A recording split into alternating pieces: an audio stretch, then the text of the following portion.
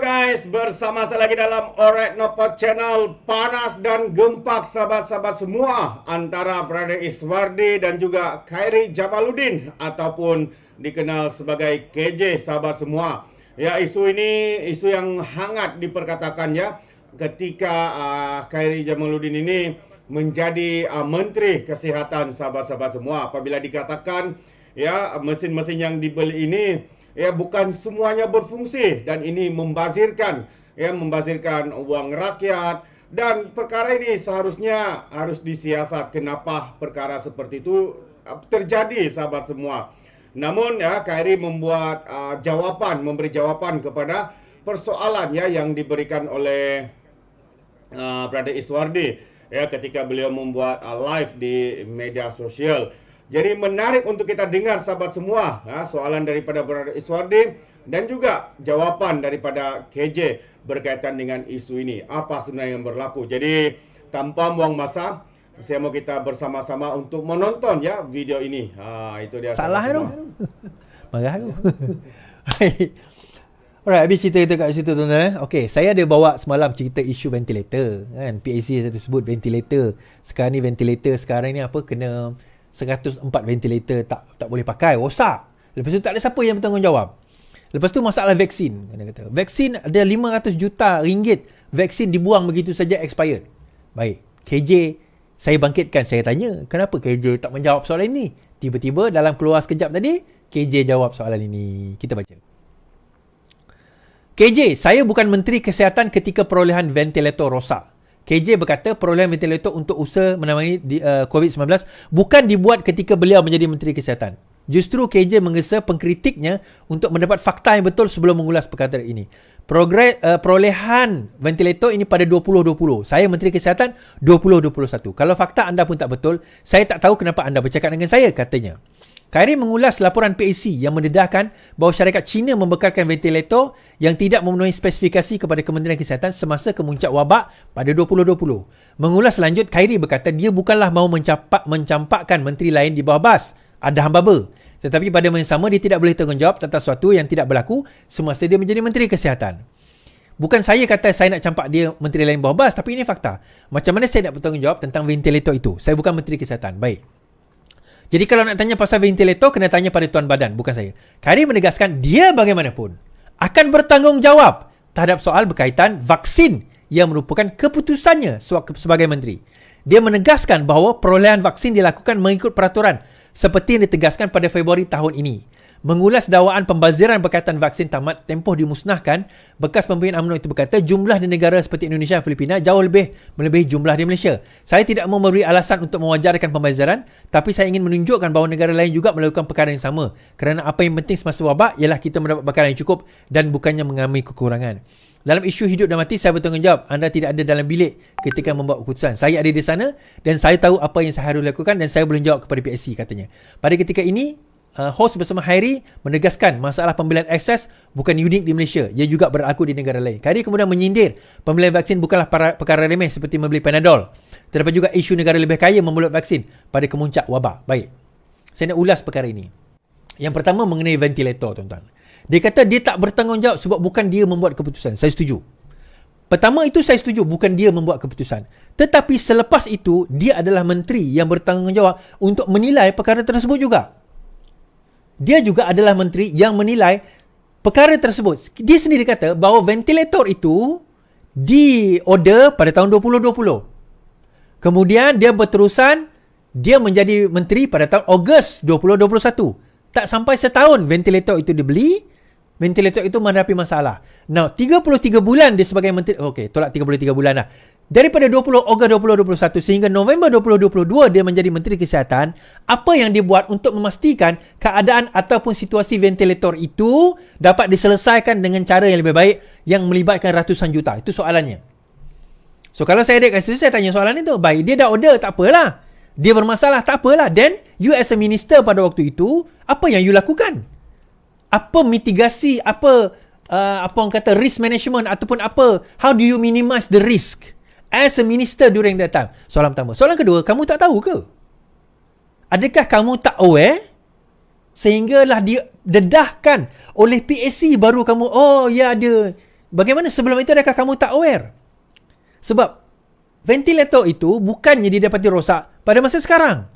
Ventilator itu rosak sebelum ini, masa kamu jadi Menteri Kesihatan. Itu yang kedua. Now, ketiga berkenaan dengan vaksin. Dia kata negara lain membeli dengan SS. Doesn't matter lah dengan negara lain. Soalannya ini negara kita. 500 million, 500 juta digunakan untuk membeli something SS yang kita kata tak digunakan. 8 million, 8 juta vial. Dia kata kita kena beli awal. Kita 40 million, 30 million population. 30 million population. Bukan 8 juta yang anti-vaksin pun. Atau tak ambil vaksin. Kita tahu jumlah tersebut. Bukannya 8 juta. Itu yang pertama. Kita tak ada ke projection. Yang pertama. Yang kedua, dia melibatkan Pharma Niaga. Sehingga Pharma Niaga terpaksa dikeluarkan notis PN17. PN17 tu apa? P17 ke PN17?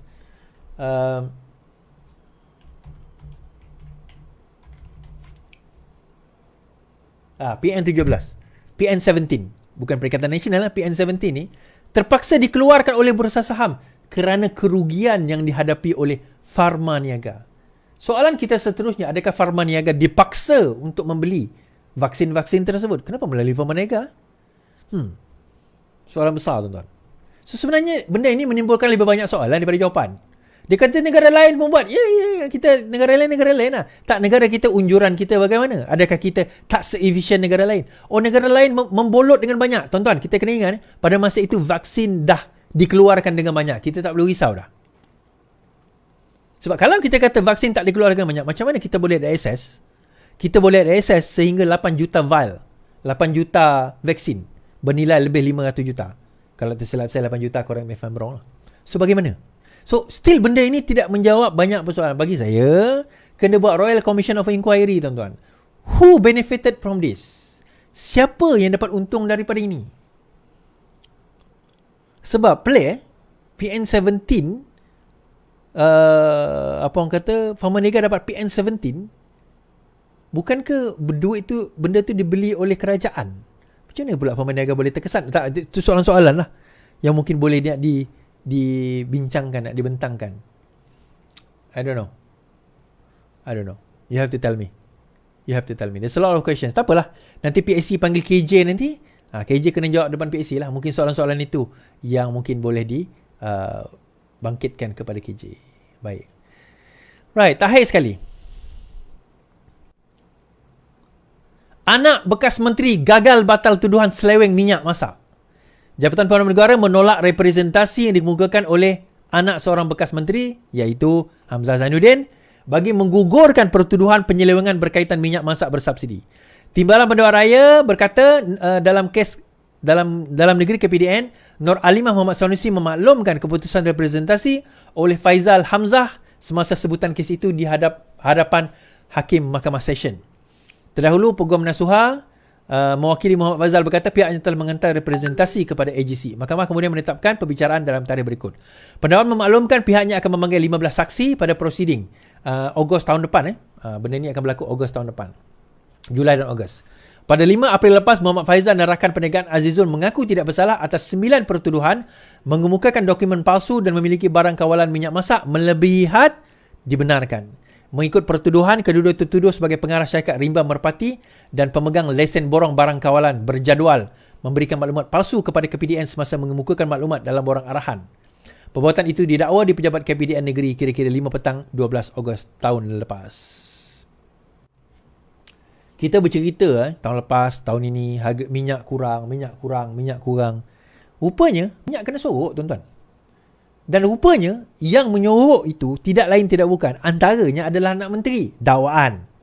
Masih dalam perbicaraan. So kita akan dengar nanti. So kalau benda ini berlaku, yang ini yang kita dapat tangkap, yang kita tak dapat tangkap macam mana?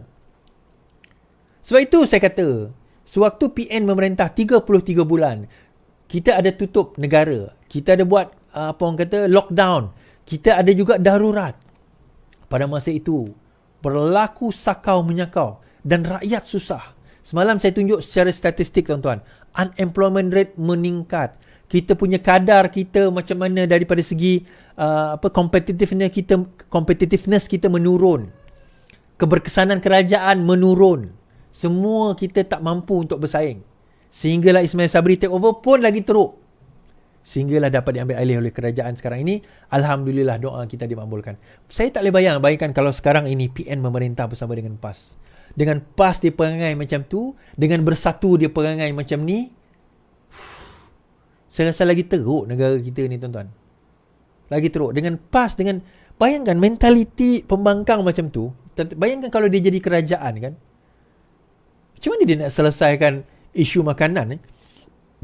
Dia orang tak boleh fikir pasal gaji progresif. Dia orang tak boleh fikir pasal subsidi. Bayangkan Anwar 2 tahun ini saja telah mengumumkan bajet terbesar tetapi pengurusan dia rendah. Dia sebagai Perdana Menteri, Menteri Keuangan tak ambil gaji, tuan-tuan. Ni nak cerita Menteri Penasihat Ekonomi Muhyiddin Yassin ambil 5 juta. 5 penasihat Anwar Ibrahim 1 sen pun tak ambil. Penasihat ekonomi dia 1 sen pun tak ambil. Tapi penasihat ekonomi Muhyiddin Yassin 5 juta setahun, tuan-tuan. Kan hancur. Itulah dia. So kita nak kata macam mana? Itulah permainan dunia. Tu saya kata tadi, kalau saya terpaksa di drag down untuk memastikan kita nak tangkap semua yang lain-lain tu, kalau itu usaha dan juga memastikan negara kita stabil, politik kita stabil, barulah orang berani datang nak berlabur dalam negara kita. InsyaAllah. Itu satu pengorbanan yang kecil, tuan-tuan. Baik, sekian saja daripada saya. Terima kasih saya ucapkan. Selamat malam. Yang penting, lawan. Alright guys, so itu dia pencerahan daripada Brother Iswardi ya berkaitan dengan isu ventilator.